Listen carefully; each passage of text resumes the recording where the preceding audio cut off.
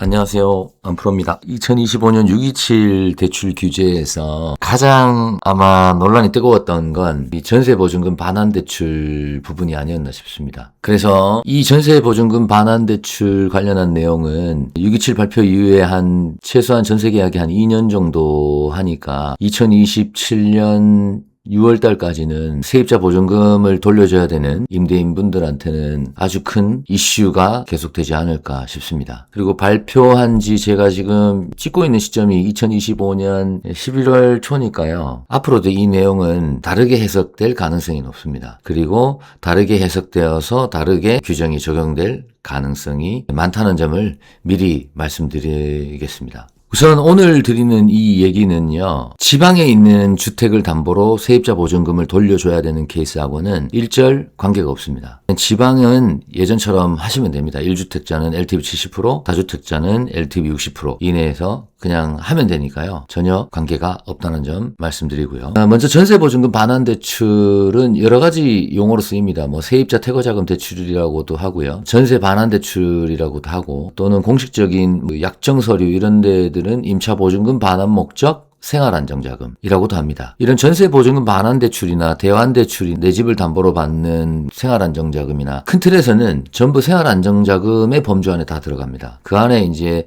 목적에 따라서 그냥 단순한 생활안정자금이냐, 세입자 보증금 반환을 목적으로 하는 생활안정자금이냐, 대환을 목적으로 하는 생활안정자금이냐, 등등으로 분류될 뿐입니다. 그러나 저는 용어의 편의를 위해서 전세 반환대출이라는 용어를 쓰도록 하겠습니다. 자, 먼저 627 대출 규제에서 이런 내용이 있었습니다. 수도권 규제지역 안에 보유한 주택이 한 채인 경우, 그리고 한 채 이상 다주택자인 경우, 이 생활안정자금을 한 채인 사람은 1억까지만 하게 해줬고요. 그리고 다주택자는 아예 금지하게 돼 있었습니다. 시행 시기가 2025년 6월 28일부터였죠. 발표가 6월 27일이었으니까요. 자, 근데 이때 이 발표 내용에 전세 반환대출에 대한 언급이 없습니다. 전세 반환대출의 경우에는 어떻게 하겠다 이런 내용이 없었어요. 그러니까 이제 금융기관은 1억까지만 하라고 하니까 그럼 1억 초과 보증금 반환대출은 어떻게 해야 되지? 라는 이제 퀘스천을 가지고 한동안 약 한 달 정도 오리무중 상태였습니다. 그러다가 한 달 정도 지나서 7월 말부터 수도권 1주택자는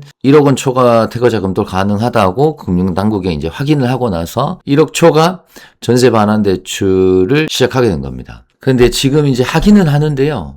조건이 까다롭습니다. 먼저 수도권 안에 주택이 1주택자만 가능합니다. 그래서 수도권 안에 주택이 2개 이상이 있는 세대는 전세 반환대출이 불가합니다. 이때 주택수 계산에는 지방주택은 포함하지 않습니다. 그래서 수도권 안에 주택이 한 채, 지방에 주택이 한 채 이렇게 있는 경우는 전세 반환대출 1억 초과가 가능합니다. 그러면 수도권 안에 2주택자 이상은 아예 안 되나요? 네, 안 됩니다. 이런 경우들이 너무 많다 보니까 많은 분들이 이제 곤란을 겪으면서 전국에는 캐피탈사에서 대출을 받거나 또는 신용대출 등등의 여러 가지 방법으로 이제 우회해서 해결을 하곤 하시더라고요. 자, 그런데 2025년 10월 15일 날 우리가 이제 수도권 내에 많은 지역을 규제 지역으로 묶으면서 집값 대비 대출 한도, 그러니까 즉 LTV를 40%로 묶인 지역이 많습니다. 그러다 보니까 이제 수도권 안에서도 두 가지 케이스로 크게 분류가 됩니다. 수도권 아닌데 비규제 지역이 있고요. 규제 지역이 있습니다. 수도권이면서 비규제 지역인 곳에 내가 집을 갖고 있다. 수도권이지만 비규제 지역, 즉 예를 들면 김포,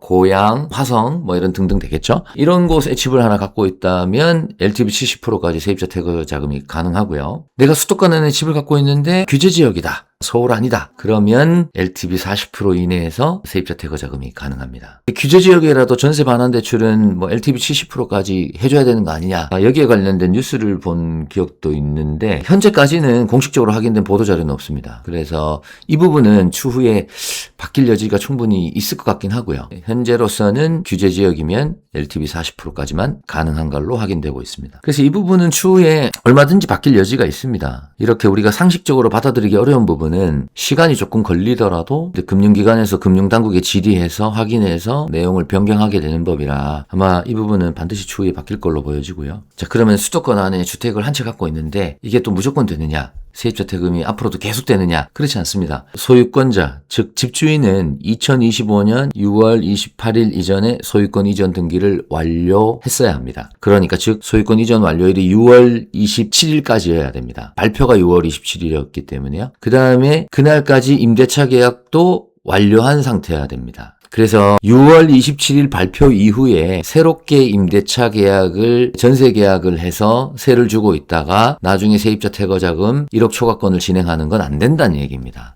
그리고 여전히 DTI 문제도 남아 있습니다. 10월 15일 이후에 규제 지역의 DTI가 40%입니다. 그리고 수도권이면서 비규제 지역인 곳은 전과 동일하게 60%가 적용됩니다. 그래서 본인 소득 대비 이 DTI도 40% 이내로 들어와야 가능하다라는 얘기가 되겠고요. 그리고 또 DSR 문제가 있습니다. 10월 15일 이후로 스트레스 DSR 3단계 강화 버전이 적용되고 있기 때문에 본인이 받을 수 있는 주택담보대출 금리에다가 많게는 최대 3%까지 더한 금리로 DSR을 계산해야 된다는 점이 큰 걸림돌이 되고 있습니다. 상품에 따라 다른 거니까요. 모든 상품이 3%가 적용되는 건 아니고요. 지난 편에도 말씀드렸지만 5년 단위 주기형 변동 상품은 40%만 적용되고 있기 때문에 가상금리가 1.2%입니다. 그런 차원에서 팁을 하나 드리자면 전세 퇴거자금 1억 초과권이 가능한 금융사 중에서 DSR을 시중은행은 40%인데 DSR을 50%까지 할 수 있는 곳은 현재 지역농협입니다. 자, 그리고 전세 반환 대출을 받게 되면요. 1개월 이내 전입해야 되고요. 그 다음에 1년 내지는 2년 동안 거주 의무가 있습니다. 제가 1년 또는 2년이라고 표현한 데는 금융사마다 규정이 조금 다른 부분이 있어서 그렇습니다. 자, 이 편에서는 여러분들이 실제로 은행에 전세 반환 대출을 신청하게 되면 작성하는 추가 약정서가 있습니다. 그 추가 약정서를 가지고 제가 어떤 내용들이 그 안에 들어있는지, 어떤 걸 알고 신청하셔야 되는지 설명드리도록 하겠습니다. 감사합니다. 안프로였습니다.